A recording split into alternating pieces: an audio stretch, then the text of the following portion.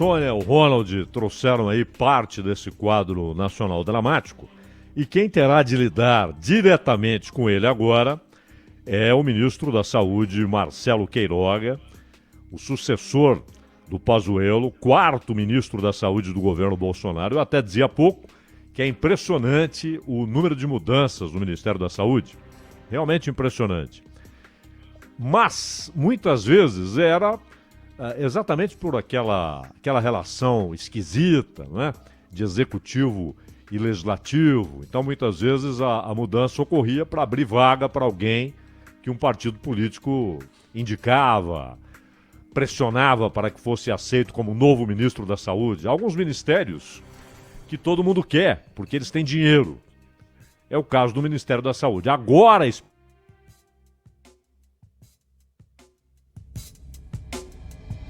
perdemos o sinal com o Zaidan. Vamos tentar retomar. Exatamente, praticamente na abertura do comentário do Zaidan, que hoje trata da troca no Ministério e os desafios. Aliás, hoje nós vamos falar sobre os desafios em entrevista, porque a gente precisa pensar daqui para frente. Né, Sônia? Porque... Oi, Zaidan, vamos lá, vamos adiante. Não, por favor, conclua. Não, eu só estou dizendo que hoje na entrevista, mais do que a gente e a sua abertura trata exatamente disso, todo o passivo e o que a gente enfrenta a partir de agora, mas na entrevista de logo mais às 4h10, nós vamos falar principalmente o que está para fazer daqui para frente, para minimizar a dor exatamente da população que a gente estava retratando aqui. É isso mesmo. E depois, para compartilhar o comentário do Zaidan, entendendo a notícia, fica no nosso podcast. Que segue agora com o Zaidan. Fala, Zaidan. Pois é, e essa instabilidade no Ministério é muito ruim, não é? Mas, na maioria das vezes, provocada pelo apetite dos partidos que querem ministério que tenha dinheiro. Hoje, você tem o Ministério da Infraestrutura. Quando havia especificamente o Ministério dos Transportes, era uma briga de foice pelo Ministério dos Transportes. Por duas razões. Dinheiro, havia dinheiro, mas não é que o cara quer um ministério cheio de dinheiro para meter a mão. Não necessariamente, alguns metem a mão. Mas para grandes obras que dão popularidade. Porque geralmente é um cara que é deputado, aí ele vira ministro, ganha uma popularidade tremenda em algumas regiões, com obras que ele realiza, principalmente, claro, na região onde ele disputa eleições, ou tem o objetivo de ser um governador ou um senador, não é? Então, alguns ministérios são muito procurados, disputados, e o Ministério da Saúde é um desses. Desta vez, porém, as mudanças vinham ocorrendo, principalmente por incompatibilidade entre o ministro e o presidente. O Mandetta, eu já disse aqui várias vezes, é uma opinião minha, o Mandetta foi um péssimo ministro.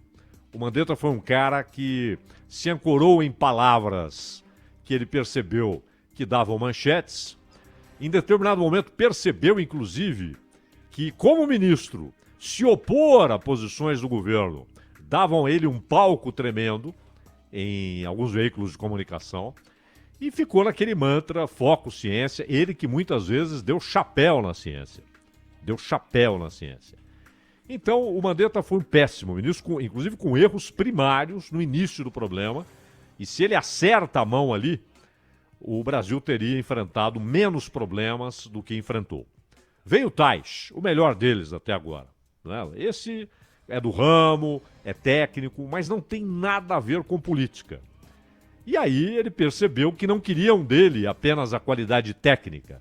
Queriam dele alguém que, em nome da ciência e da medicina, concordasse com as posições do presidente. Até que chegou um ponto em que anúncios da área dele foram feitos sem que ele soubesse. Todo mundo se lembra da coletiva do Tais, em que ele vira para o repórter e fala: estou sabendo por você. E aí foi uma questão de horas para que ele pegasse o boné e falasse tchau. Né? Não precisava daquilo. Veio então o Pazuello, como interino, saiu o Tais. Bom, enquanto a gente procura o nome, fica o Pazuello, que era o secretário executivo, apresentado sempre como o rei da logística, o senhor logística. O sujeito que havia comprovado na sua carreira militar uma capacidade extraordinária de planejamento. Porém, diante de uma crise, diante da necessidade de planejamento, exatamente as credenciais que ele supostamente tinha, ele falhou miseravelmente. Miseravelmente. É claro, é óbvio que quando teve de fazer a escolha, minhas opiniões ou as opiniões do presidente, e aí qualquer ministro, o cargo é do presidente, quem governa é o presidente, perfeito. Mas se eu sou ministro e o presidente diz, olha, suas ideias não me interessam, apenas execute o que eu penso, eu vou embora. Eu vou embora. Inclusive aquela ideia de superministro que permeava a escolha de Sérgio Moro e de Paulo Guedes, aquilo foi para o espaço. Aquela conversa foi para o espaço.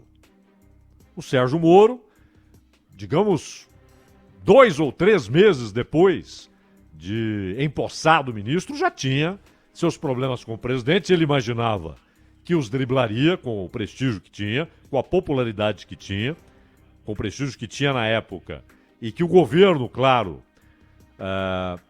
se valeu desse prestígio do Sérgio Moro num primeiro momento, mas depois o desgaste era claro, notório. Ele foi sofrendo humilhações, engolindo sapos, até que chegou um momento que, de novo, era uma questão de horas ou de dias para que ele fosse embora, e foi.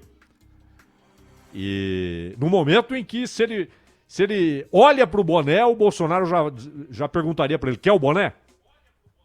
É isso que você quer? Pega o boné. Porque não o queria mais. Não queria demiti-lo, mas queria que ele fosse embora. E foi o que aconteceu. E o Paulo Guedes é outro que tem engolido sapos. Mas o Paulo Guedes, ele, de certa maneira, ele vive num mundo à parte, cheio de abstrações. Ele se reúne, por exemplo, com banqueiros, com grandes empresários. E aí ele fala do crescimento ou do movimento em V, né? Queda e crescimento no mesmo nível da economia. Ele pinta um quadro cor-de-rosa, ele diz que o Brasil surpreenderá o mundo com um crescimento extraordinário. E nada disso acontece, mas ele continua insistindo no mesmo discurso e engolindo os mesmos sapos. Já que claramente todos os movimentos reais que ele faz são desautorizados, ou pelo Congresso, ou pelo governo, ou pelo Congresso com aval do governo. Isso aconteceu agora no pacote que o Paulo Guedes queria que o Congresso aceitasse para aprovação do novo auxílio emergencial. O auxílio virá, já foi promulgada a proposta de emenda à Constituição que permite o gasto de até 44 bilhões, mas o que o Paulo Guedes queria foi para o espaço. E ele permanece lá. Então não há superministro. O Marcelo Queiroga traz uma incógnita.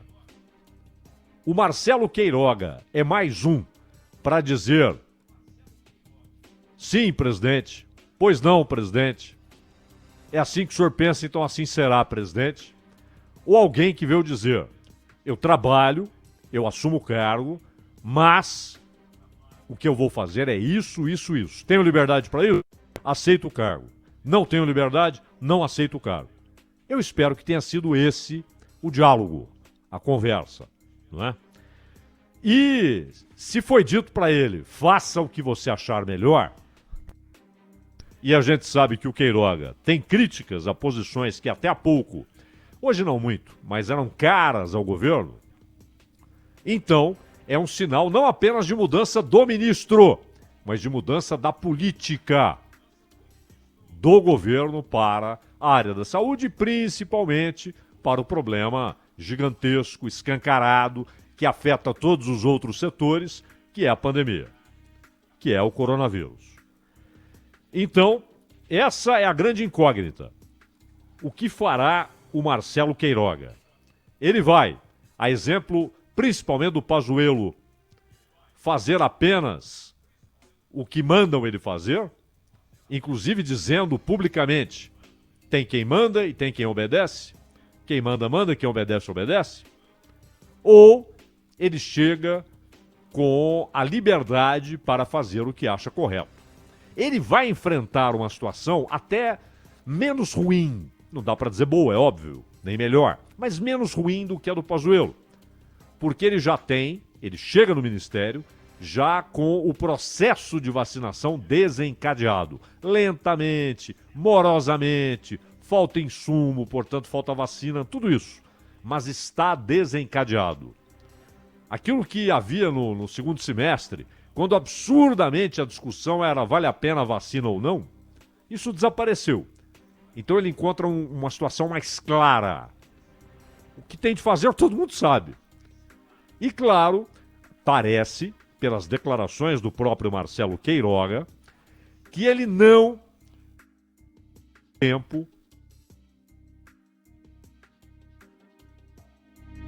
dizer o que pensa e fazer com que aquilo que ele pensa seja a norma, a referência, a política do Ministério da Saúde. Se for isso, é sinal de que o governo, o Bolsonaro, disse: muda o ministro porque mudará a política do Ministério da Saúde para o combate à pandemia e todos os seus efeitos. Se for isso, saberemos logo.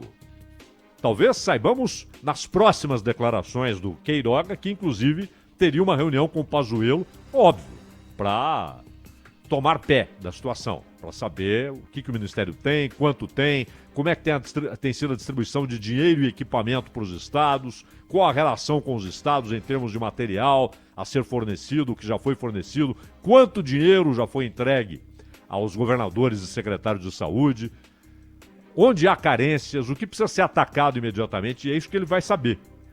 Porque há coisas que só o Pazuello e o seu pessoal sabem, mais ninguém.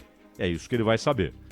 E depois ele vai, como ele prometeu hoje aos repórteres, primeiro converso com o Pazuello, depois respondo as perguntas. Depois de conversar com o Pazuello, ele então vai mostrar, indicar o que de fato teremos.